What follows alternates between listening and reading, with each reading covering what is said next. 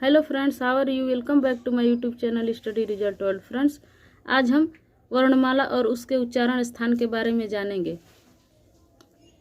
वर्णमाला और उच्चारण स्थान से रिलेटेड हर बार क्वेश्चन आपके पेपर में देखने को मिलते हैं, चाहे वह यूपी टेट हो, चाहे सी टेट हो, चाहे कोई भी कॉम्पिटिटिव एग्जाम हो जिसमें हिंदी आती है, वहाँ पर इससे रिलेटेड क्वेश्चन आपको देखने को मिलते हैं। तो फ्रेंड्स, आइए वीडियो को स्टार्ट करते हैं और जानते हैं वर्णमाला और उसके उच्चारण स्थान के बारे में। फ्रेंड्स, यहाँ पर लिखा गया है वर्ग तथा उच्चारण स्थान, और इसका यहाँ पर नंबर है 1 2 3 4 5, और हर वर्ग के अंतर्गत 5 वर्ण आते हैं। जैसे आप यहाँ पर देखेंगे क वर्ग में क ख ग घ अंग, इसमें 5 वर्ण हैं। च वर्ग में भी च छ ज झ य, इसमें भी 5 वर्ण है।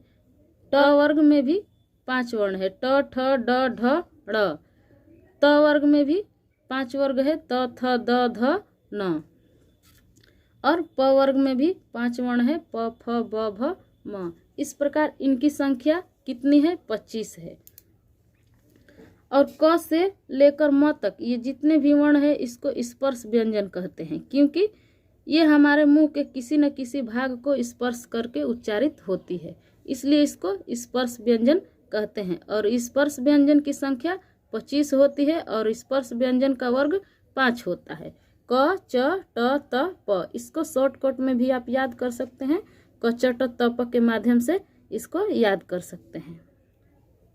तो फ्रेंड्स, हर वर्ग में 5 ध्वनियां हैं, तो क वर्ग को कंठ ध्वनि कहते हैं। क वर्ग के अंतर्गत क ख ग घ अंग, ये जितने भी वर्ण है इसको कंठ ध्वनि कहते हैं। क वर्ग को क्या कहते हैं? कंठ ध्वनि। इस प्रकार आपको याद रखना है कि क से लेकर अंग तक जितने भी ये वर्ण होते हैं ये कंठ ध्वनि के अंतर्गत आते हैं, या इसको कंठ वर्ण भी कह सकते हैं। कंठ वर्ण और कंठ ध्वनि एक ही होता है। च वर्ग की जितने भी ये वर्ण हैं ये सभी तालव्य के अंतर्गत आते हैं, क्योंकि ये हमारे तालु के स्पर्श से उच्चारित होते हैं, इसलिए इसको तालव्य ध्वनि कहते हैं। तालव्य ध्वनि के अंतर्गत च से लेकर य तक वर्ण आते हैं, यानी च छ ज झ य, ये सभी तालव्य वर्ण होते हैं। ट वर्ग को मूर्धन्य ध्वनि भी कहते हैं। ट से लेकर ड़ तक, ट ठ ड ढ ड़, ये 5 वर्ण मूर्धन्य ध्वनि कहलाती हैं, क्योंकि ये हमारे मुंह के मूर्धा के स्पर्श से उच्चारित होती हैं, इसलिए इसको मूर्धन्य ध्वनि कहते हैं। त वर्ग के अंतर्गत जितने भी ध्वनि हैं त थ द ध न, इसको दंत ध्वनि कहते हैं, क्योंकि ये हमारे दांत के स्पर्श से बोली जाती हैं, इसलिए इसको दंत ध्वनि कहते हैं। प वर्ग को ओष्ठ ध्वनि कहते हैं। प वर्ग के अंतर्गत प फ ब भ म, ये 5 ध्वनियां हमारे ओठ के स्पर्श द्वारा बोली जाती हैं, इसलिए इसको ओष्ठ ध्वनि कहते हैं।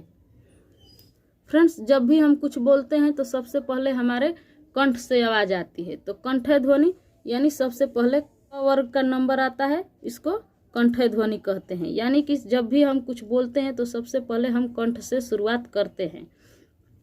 इस प्रकार आपको याद रखना है कि क वर्ग की ध्वनि कंठ ध्वनि होती है। च वर्ग, इसको तालव्य ध्वनि कहते हैं। कंठ के बाद दूसरा नंबर आता है तालु। तालु के स्पर्श से बोले जाने वाले वर्ण को तालव्य ध्वनि कहते हैं। इस प्रकार आप दूसरे को भी याद कर सकते हैं। ट वर्ग यानी मूर्धन्य ध्वनि, ये हमारे मुंह के ऊपरी छत को स्पर्श करके उच्चारित होती है, इसको मूर्धा ध्वनि कहते हैं।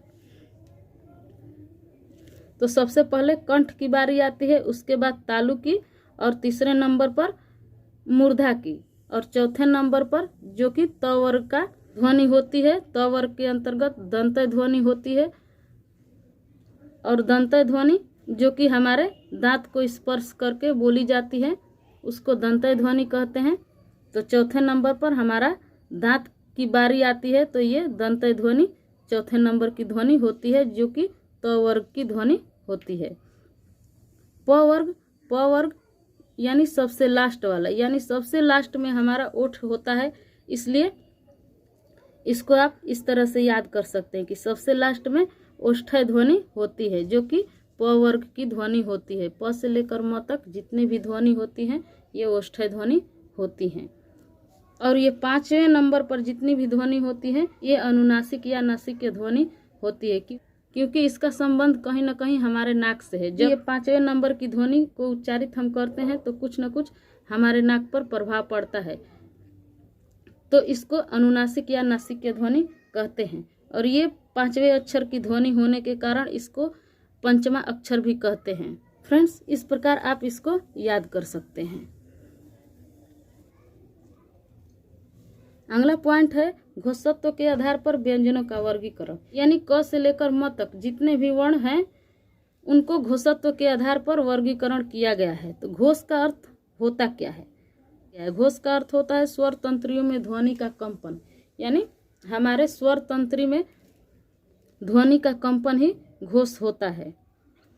यानी घोष का सिंपल सा अर्थ है कंपन। स्वर तंत्रियों में ध्वनि का कंपन ही घोष कहलाता है। इस प्रकार आप कह सकते हैं कि घोष का अर्थ होता है कंपन।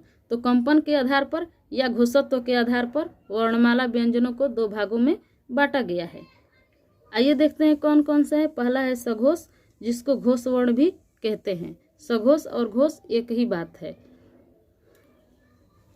जिन ध्वनियों के उच्चारण में स्वर तंत्रियों में कंपन पैदा होती है उन्हें सघोष वर्ण कहते हैं। जैसा कि आपको मालूम है कि घोष का अर्थ होता है कंपन, तो जिन ध्वनियों के उच्चारण में हमारे स्वर तंत्रियों में कंपन पैदा होती है उन्हें सघोष वर्ण कहते हैं। या आप ऐसे भी कह सकते हैं कि जिन वर्णों के उच्चारण करते समय या बोलते समय हमारे जो स्वर तंत्री हैं उसमें कंपन पैदा होती है उन्हें सघोष वर्ण कहते हैं। सघोष वर्ण कौन कौन से वर्ण होते हैं? तो प्रत्येक वर्ग का तीसरा, चौथा, 5वां वर्ण सघोष वर्ण कहलाता है। फ्रेंड्स, जैसा कि आप जानते हैं कि 5 वर्ग है और पांचों में 5-5 वर्ण है। इस प्रकार उन वर्गों का तीसरा, चौथा, 5वां वर्ण सघोष वर्ण कहलाता है। जैसे यहाँ पर आप देख सकते हैं पहला, दूसरा, तीसरा, चौथा, 5वां। तो सघोष वर्ण कौन कौन से होते हैं? तीसरा, चौथा, 5वां ये सघोष वर्ण होते हैं। जितने भी हैं तीसरे नंबर के तीसरे कॉलम में, चौथे कॉलम में और 5वें कॉलम में, ये जितने भी ध्वनि हैं इनको बोलते समय हमारे स्वर तंत्रियों में कंपन होती है, इसको सघोष वर्ण कहते हैं। और अघोष वर्ण जिन वर्णों को बोलते समय हमारे स्वर तंत्रियों में कंपन नहीं होता है उसको अघोष वर्ण कहते हैं। ये पहले नंबर के कॉलम में जितने भी ध्वनि हैं और ये दूसरे नंबर के कॉलम में जितने भी ध्वनि हैं ये अघोष वर्ण है। इस प्रकार आप याद रख सकते हैं कि तीसरे, चौथे, 5वें नंबर की ध्वनियाँ जितनी भी होती हैं ये सघोष होती हैं और पहला, दूसरे नंबर की जितने भी ध्वनि हैं ये अघोष वर्ण होते हैं। फ्रेंड्स, इस प्रकार आप सघोष वर्ण और अघोष वर्ण को याद कर सकते हैं। हर कॉलम की तीसरी, चौथी, 5वीं वर्ण सघोष वर्ण कहलाता है। दूसरा है अघोष वर्ण, जिन ध्वनियों के उच्चारण में स्वर तंत्रियों में कंपन पैदा नहीं होती उन्हें अघोष वर्ण कहते हैं। प्रत्येक वर्ग का पहला, दूसरा वर्ण अघोष वर्ण होता है। फ्रेंड्स, जैसा कि मैं आपको पहले बता चुकी हूँ कि पहले और दूसरे नंबर की जितनी भी ध्वनियाँ होती हैं, जितनी भी वर्ण होते हैं ये सभी अघोष वर्ण होते हैं। आई होप कि आप लोगों को सघोष और अघोष में अंतर समझ में आ गया होगा। तो फ्रेंड्स, वीडियो आपके लिए थोड़ा भी हेल्पफुल लगा हो तो वीडियो को लाइक कर दीजिए, शेयर कर दीजिए और प्लीज़ मेरे चैनल को सब्सक्राइब कर दीजिए। फ्रेंड्स, वीडियो को लास्ट तक देखने के लिए थैंक्स। मिलते हैं अगले वीडियो में, तब तक के लिए टेक केयर।